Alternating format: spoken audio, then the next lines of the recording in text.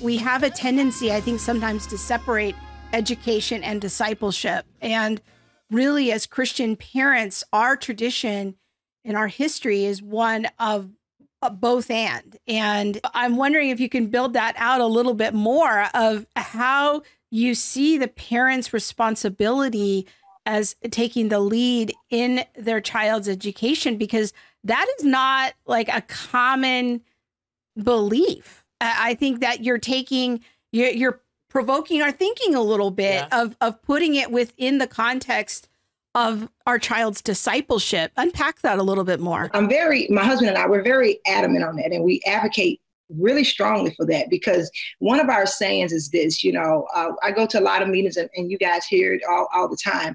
Too many times we find that people in the body of Christ, they continue to advocate just for, again, the academic part of the child. And so what I tell them all the time, and this is serious, this is our faith. When Christ returns, he's not looking for valedictorians. He's not looking for kids with 4.0 GPAs. He's not looking for these things in terms of the systems of the world.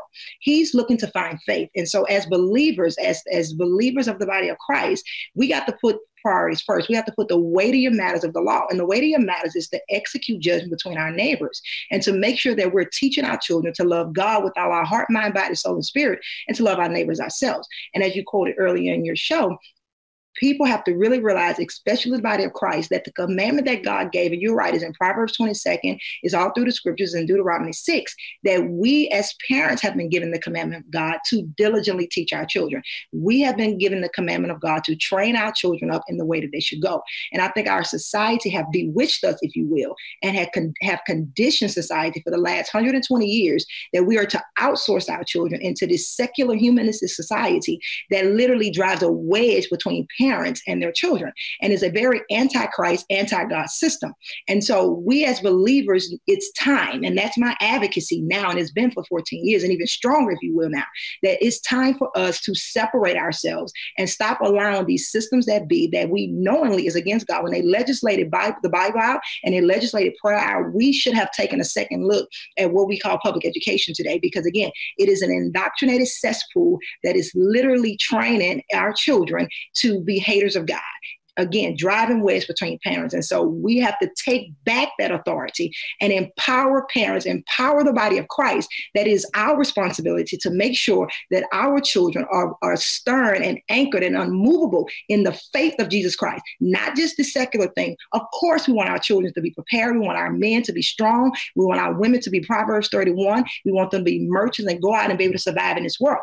But we cannot forget the real point of our existence, and that's to be transformed by the renewing of our mind. And we can't get that transformation just by mere secular academics. We just can't get it.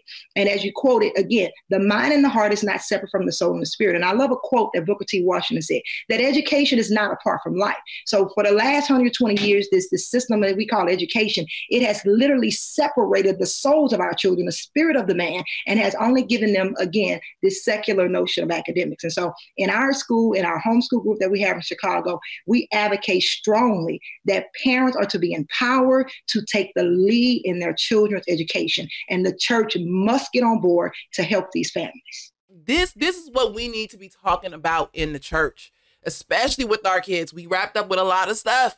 Parents, you're going to have to listen to it again and thread out what's really being said as far as how are we as Christians educating children. How are we taking responsibility for the cultivation of their soul, and that this isn't separate. It's not that I need to educate your mind Monday through Friday, and on Sunday we educate your soul.